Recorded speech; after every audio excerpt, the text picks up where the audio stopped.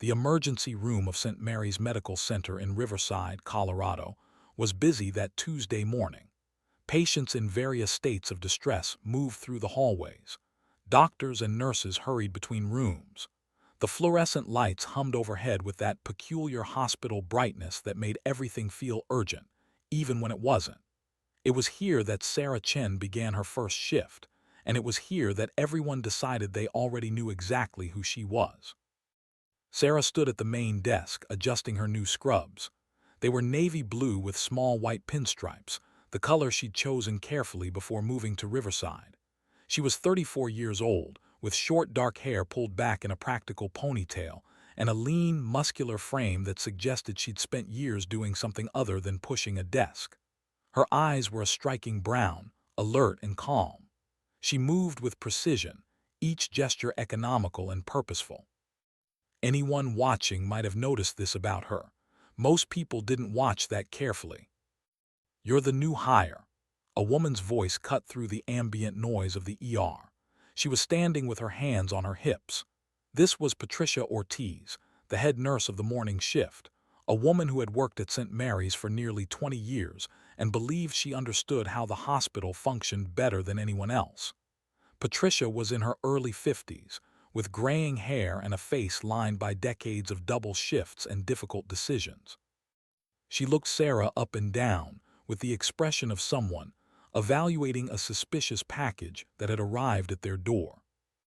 "Yes, ma'am," Sarah replied evenly. "Sarah Chen, starting today." Patricia's eyes narrowed slightly. "You know, we actually have to know what we're doing here. This isn't some kind of social club. We handle real emergencies, real trauma, real deaths sometimes. Have you ever worked trauma before?" "Yes, I have," Sarah said, her voice steady. She did not elaborate. "Where?" "San Diego," Sarah answered. It wasn't a lie. She had worked in San Diego. She had done many things in San Diego. She would not be saying anything more about that. Patricia made a small noise in the back of her throat that suggested she was unimpressed. "Well, we do things a certain way here. Procedures matter. Protocol matters. You're going to be working with my team, and I need you to understand that we're all very busy. I can't have someone who doesn't know the system slowing us down." She turned without waiting for a response and walked back toward the medication room, leaving Sarah standing alone at the desk. This was the beginning. Sarah had known, intellectually, that it would be like this. You couldn't go from one life to another and expect no friction. You couldn't step away from who you had been and simply become someone else without people noticing something was different. But understanding something intellectually and experiencing it were two different things.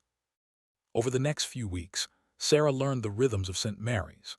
She learned which doctors preferred their coffee black and which ones liked cream. She learned which janitor got upset if anyone moved his supply cart, and which patients were likely to have been waiting since early morning and were therefore growing increasingly irritable.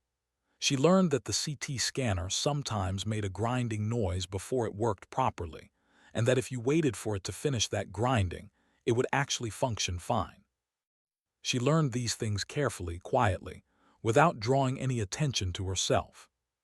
She also learned that her colleagues, with notable exceptions, had decided who she was before she ever arrived. There was a pattern to it. When Sarah would suggest an idea during shift meetings, someone would listen politely and then another nurse would make the same suggestion 5 minutes later, and suddenly the room would nod with approval. When Sarah moved quickly through a procedure, Patricia would follow behind her, redoing her work, saying things like, "Just want to make sure that's actually sterile," or "I know it looks fine, but we need to do it the way we're supposed to." When Sarah stayed late to help other nurses finish their charting, the gratitude in their voices was tinged with surprise, as if they were shocked that she would actually care. The other nurses had names. There was Marcus, who had been at St. Mary's for 5 years and had a confident way of moving through the ER that reminded Sarah of certain people she'd known. There was Denise, who was kind and careful. There was Jennifer, who was young and seemed perpetually overwhelmed. There was David, who asked Sarah questions and actually listened to her answers. But there was also Patricia, who continued to watch Sarah with the careful eye of someone who believed she was harboring some kind of secret. One evening, as Sarah was finishing her shift, she was called into the break room. Patricia was there, along with the hospital administrator, a man named Robert Wells who had salt and pepper hair and the bearing of someone accustomed to being in charge. "Sarah, we have some concerns," Robert said, gesturing for her to sit down. Sarah sat. "Some of our staff members have mentioned that you seem to be overstepping, taking on responsibilities that aren't yours, making decisions without consulting senior staff." Sarah's expression remained calm. "I complete my assigned tasks," she said. "If I finish before the end of my shift, I help others with theirs." "Exactly," Patricia interjected. "You're inserting yourself, making others feel like they're not capable of handling their own work. It's creating a negative atmosphere." Sarah looked directly at Patricia. "Is there a specific incident you're referring to?" Patricia's face flushed slightly. "Not one incident. It's a pattern of someone who seems to think she knows better than everyone else." Robert held up his hand. "Let's not make this adversarial. We just want to make sure everyone is working as a team. Patricia is right that there does seem to be some tension. Maybe you could be a bit more collaborative. Check with others before jumping in to help." Sarah understood. She had heard this kind of thing before. A woman working harder than expected made people uncomfortable. A woman who seemed too competent, too capable, too unbothered by crisis made people question whether she was being a team player. The subtext was always the same: "You're making the rest of us look bad." "I understand," Sarah said quietly. "I'll be more careful about my interactions with the team." She stood and left the room. She did not know yet that this conversation would be the beginning of something much larger. She did not know that the doubt people had about her would be the very thing that prepared her for what was coming. All she knew was that she had chosen this job, chosen this town, chosen this path specifically because she wanted to be underestimated. She wanted to be invisible. She wanted to be forgotten. For the next 4 weeks, Sarah worked harder than ever to prove her team orientation. She asked permission before helping others. She deferred to Patricia's judgment, even when she knew that judgment was wrong. She smiled more. She spoke less. She became, in many ways, smaller. But there was a problem with becoming smaller. The kind of person Sarah was, the kind of person who had been trained from her earliest days to notice threats and respond to emergencies, did not have an off switch. Her awareness was not something she could turn down like a dimmer on a light. It was fundamental to her being, woven into the very structure of her nervous system, her reflexes, her instincts. And so even as Sarah worked to be smaller, to be quieter, to be less threatening, she was also watching. She watched the way Patricia occasionally forgot to double-check dosages. She watched the way Robert made administrative decisions without considering input from the actual clinical staff. She watched the way the hospital's security system worked, how many guards were stationed where, what the blind spots were in the surveillance camera coverage. She did this without thinking about it, the way other people might automatically note the exit signs in a building. She was watching. She was always watching. And on a Wednesday evening in September, something would make her very, very glad that she was. That evening, Sarah was preparing medications in the pharmacy when she heard voices in the hallway outside. They were urgent, rapid, with an underlying note of fear. She paused, listening. One of her greatest strengths was the ability to hear information in sound, to extract meaning from the tone and rhythm of words rather than their content. A door was opening. Multiple people were entering the hospital. They were not announcing themselves. They were moving through the building with purpose. Sarah stepped to the doorway and looked down the hallway. She saw 3 men in dark clothing, their faces partially obscured. They were large men, moving with coordination. One of them was holding what appeared to be a weapon. Partially obscured or not, Sarah knew exactly what she was looking at. For a moment she stood absolutely still. Then she stepped back into the pharmacy and carefully closed the door. She did not run. She did not panic. She simply thought. This was what she did. This was what she had been trained to do since the age of 22, when she had left her civilian life behind and become something else entirely. And now, as the first shout echoed through the hospital, as patients began to scream, as the ER dissolved into chaos, Sarah made a decision that would change everything. She was not just a nurse who had worked in San Diego. She was not just someone who had forgotten how to be who she used to be. She was Master Petty Officer Sarah Chen, Combat Medical Officer, Navy SEAL, and she was not going to let any harm come to the people in this hospital. Not on her watch, not ever. What the three men with the weapons did not know was that they had walked into a hospital with a Navy SEAL working the evening shift. What the hospital staff did not know was that the quiet nurse who moved through the ER with such careful precision, who had accepted their skepticism without complaint, who had made herself small and unobtrusive, was one of the most highly trained combat medical officers in the United States military. The men had come for a specific reason. Their names would later be revealed as part of a crime that connected 3 states, a failed robbery operation at a pharmacy downtown, and a missing narcotics agent named Thomas Harlow. They believed that Harlow had been brought to St. Mary's. They believed that if they could reach him before anyone could move him, they could ensure his silence. They were wrong about many things, but they were right about one thing. There was something valuable in this hospital, and they were not going to leave without it. Sarah moved quickly through the pharmacy, her mind running through scenarios and solutions with the same precision that had saved lives in 3 different countries. She had 15 seconds before the men would reach the main ER area. She had perhaps 30 seconds after that before they would establish control of the space. She needed to act in that narrow window. She grabbed her phone and texted Patricia. Armed individuals entering through main corridor. Barricade ER. Alert security.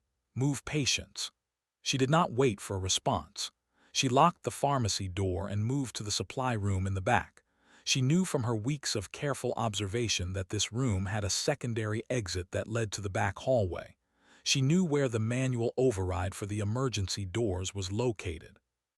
She knew that the security office had a radio system that operated on a frequency that would be too obscure for untrained personnel to access or jam.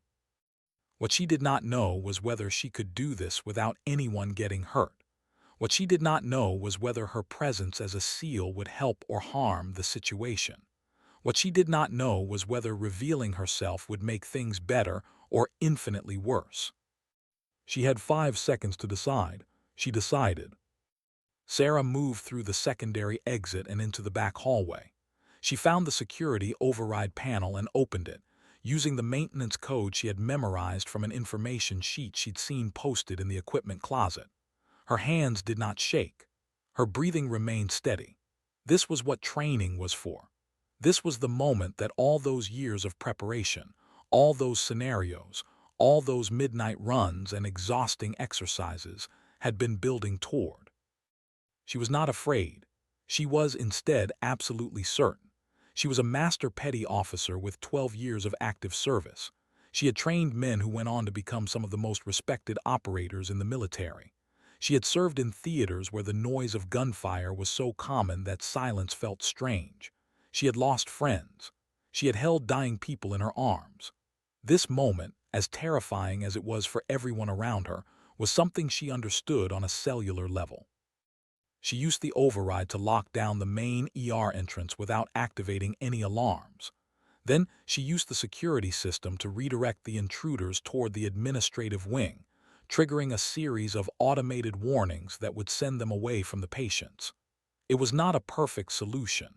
It was a temporary buying tactic, but it was a tactic from someone who understood the geometry of buildings and the psychology of threat response. The 3 men, realizing the building was not responding the way they'd expected, began to grow frustrated. Sarah heard them shouting. She heard someone trying the locked doors. She heard the sound of things being knocked over in the administrative offices. And then she heard something that made her risk everything. A gunshot, followed by a scream. Sarah moved. Not quickly, not recklessly, but with the deliberate speed of someone who had trained for exactly this scenario. She had no weapon. She had not carried a weapon since her last deployment 4 years ago.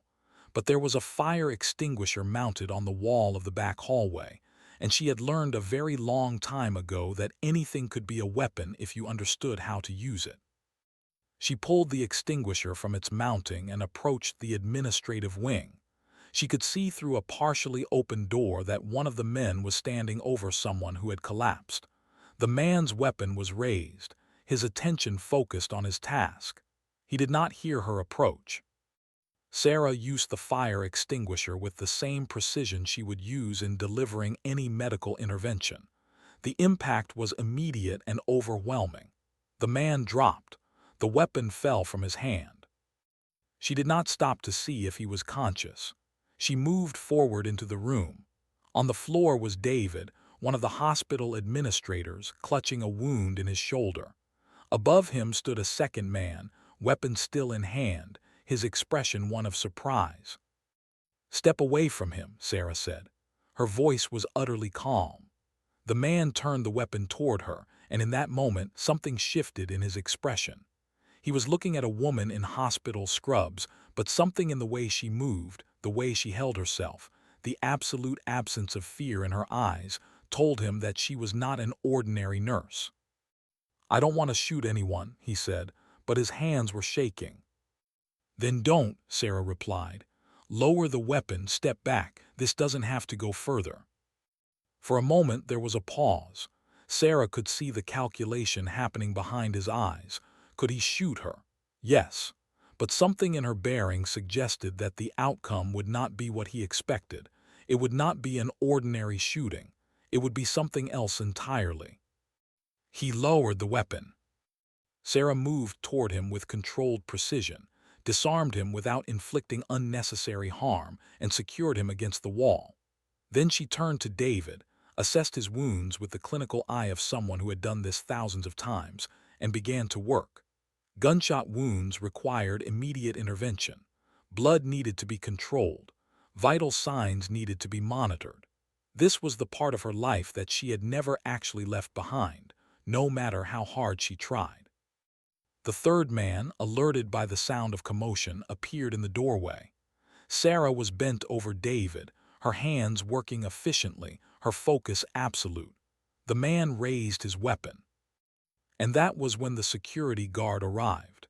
His name was Kenneth, and he was a former Marine, and despite all the precautions that Sarah had taken, he had heard the gunshot. He had responded with the training of someone who had once been willing to die for his country. What came next happened very quickly. There was the sound of the weapon, there was the sound of a struggle, and then there was silence. When the police arrived, they found a situation that defied easy categorization. 3 armed men were in custody. One was unconscious from blunt trauma. One was secured and disarmed. One was injured from a confrontation with a security guard. The hospital administrator was receiving immediate medical attention from a nurse who moved with the precision of someone who had trained in far worse conditions. And that nurse, when asked to step back and allow more advanced medical personnel to take over, seemed almost reluctant to relinquish care. Her hands were steady. Her mind was clear. She had done this before. She had done this in places where there was no backup, no clean water, no sterile equipment, no hospital waiting to receive her patient. One of the police officers asked Patricia, who was standing in the hallway in a state of shock, who the nurse was. "Her name is Sarah Chen," Patricia said slowly. "She's been working here for about 2 months. I don't know anything else about her." The police officer looked back at Sarah, who was now being gently moved aside so that the paramedics could continue treatment.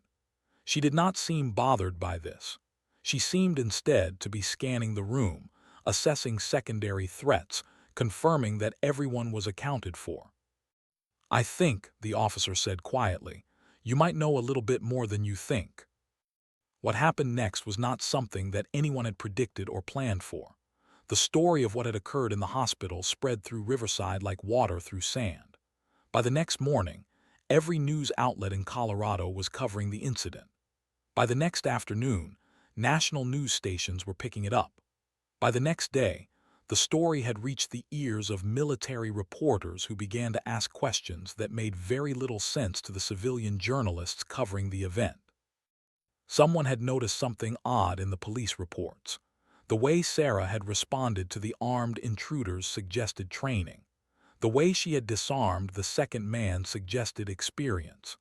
The way she had moved through the hospital with such calm certainty suggested that she was not an ordinary nurse. The military reporters began to ask their own questions. They called their sources in the Navy.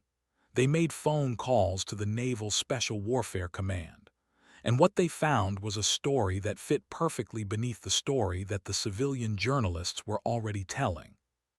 Sarah Chen was not just a nurse. She was one of the first women to have completed the Navy's SEAL selection and training program. She had been attached to a SEAL team for 12 years. She had conducted combat operations in Iraq, Afghanistan, and Syria. She had been awarded medals for valor. She had been part of operations that changed the course of conflicts. And 4 years ago, she had left it all behind to become a civilian nurse in a small hospital in Colorado. The why of it would become the real story. The what and how were easy to explain. The why required understanding something deeper about Sarah Chen, about the cost of service, about the way that carrying other people's weight eventually becomes impossible without learning to set some of it down. She had left the Navy because the job had broken something in her that she was not sure could be fixed. She had left because she had held too many dying men in her arms. She had left because she had seen the world at its absolute worst and had been expected to function normally within it. She had left because she had earned a retirement that she had not wanted, had received a pension that felt like blood money, and had finally realized that staying would only damage her more deeply. She had come to Riverside because it was small and quiet and far enough away from the ocean that she would not dream about deployment. She had come because she wanted to use her medical training in a place where there were no weapons. She had come because she thought she could leave behind the person she had been and simply be someone else. And she had been doing exactly that, until she wasn't. Until the moment when doing the right thing meant being who she had always been, regardless of how much she wanted to escape it.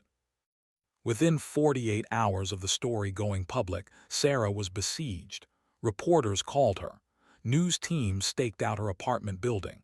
She was offered book deals and speaking engagements. She was asked to do interviews on national television. She was invited to military functions and veterans events. Everyone wanted to talk to her. Everyone wanted her story. And Sarah, who had spent 4 years learning how to be invisible, found herself the center of the world's attention.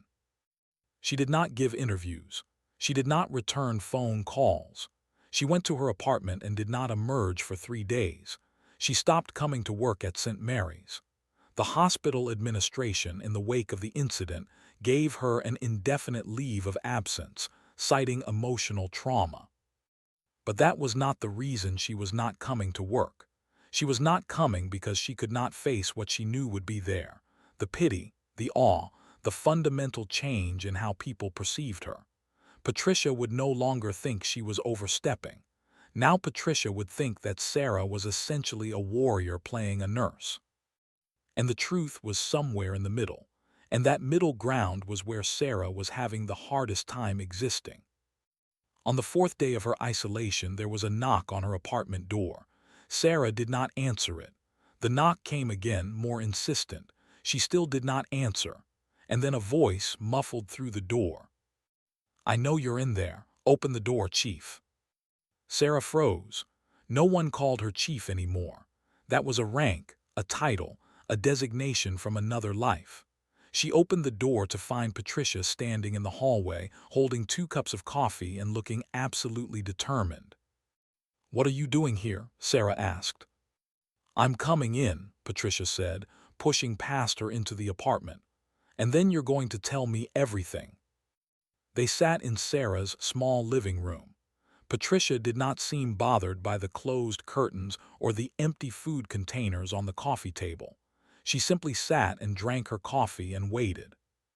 "I doubted you," Patricia said finally. "I watched you work and I assumed the worst about your motivations. I thought you were arrogant. I thought you were dangerous. I thought you didn't respect the system or the people in it." "You were not wrong," Sarah said quietly. "I am dangerous, and I don't respect systems that don't make sense." "No," Patricia interrupted. "You were exactly what a nurse should be. You were careful. You were competent. You helped people without needing to be asked or thanked. The only reason I doubted you is because I was threatened by someone who was better at my job than I was, and I dressed it up as concern for team cohesion, but it was really just insecurity." Sarah did not respond immediately. Finally, she said, "I wasn't better, I was just different." "When you need it, you're better," Patricia replied. "When 3 armed men came into this hospital, you were the best person in that building, but that doesn't mean you're better at the day-to-day work. David is still better at charting. Marcus is still better at patient communication. Denise is still better at follow-up care. You're all different pieces of the same puzzle, and we need all of you."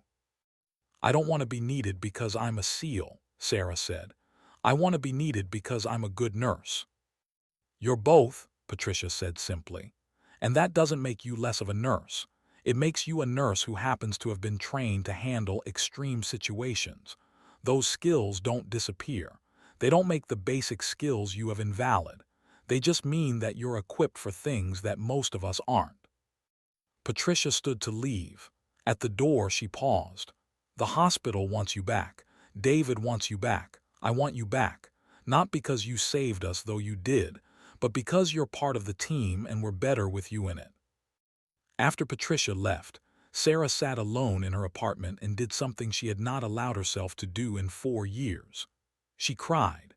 She cried for all the things she had seen, for all the people she had lost, for all the weight she had been carrying alone, for the unfairness of a world that broke people and then expected them to smile politely about it. She cried until there was nothing left to cry about.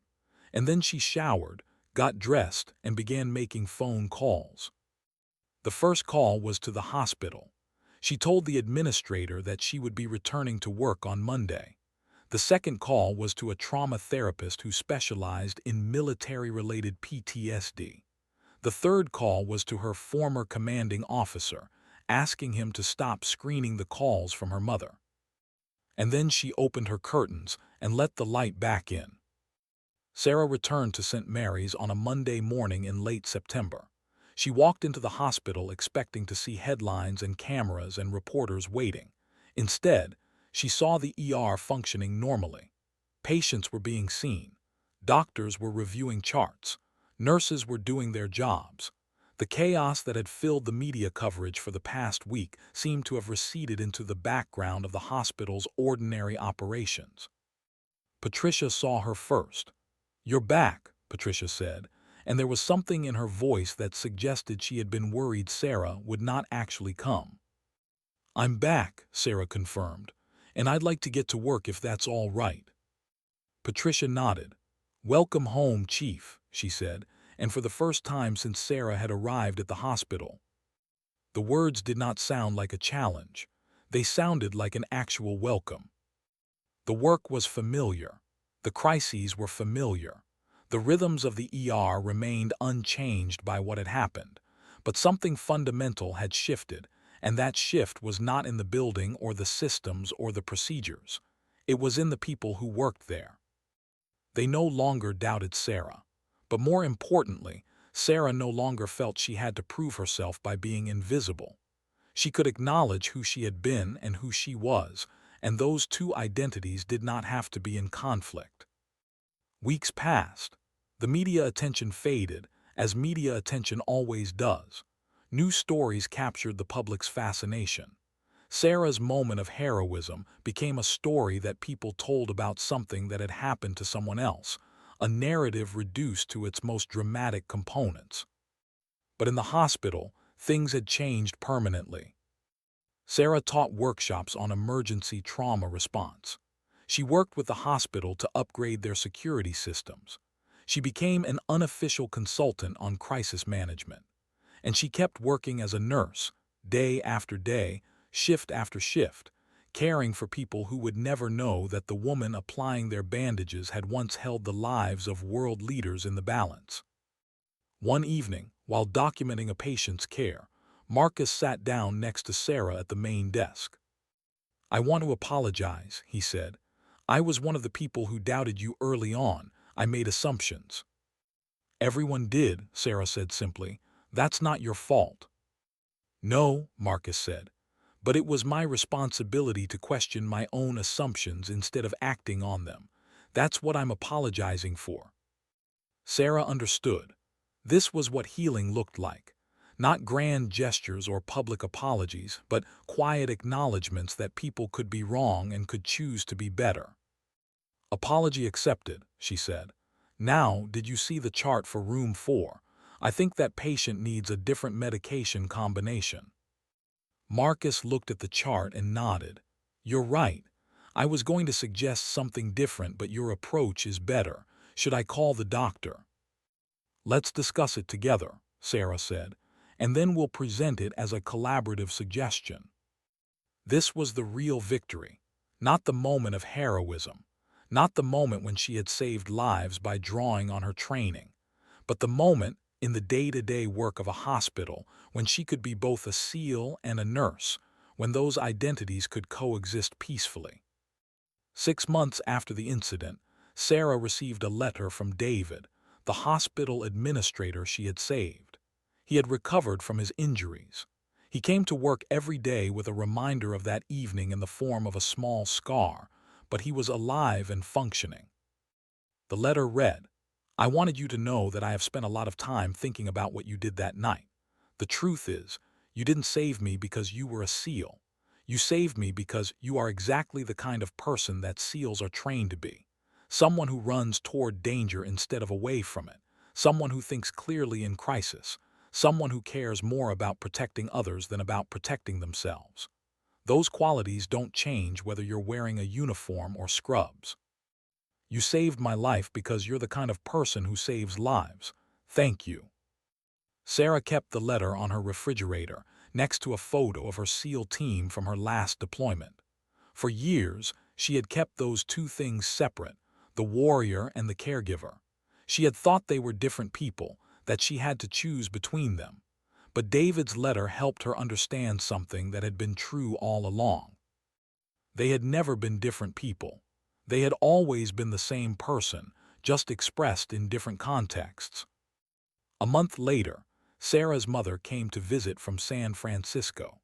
She had not been able to see her daughter in person in almost 2 years, their relationship strained by Sarah's reluctance to talk about her military service, and her mother's concern that Sarah had become someone cold and unreachable. When Sarah's mother arrived, she hugged her daughter tightly for a long time without saying anything.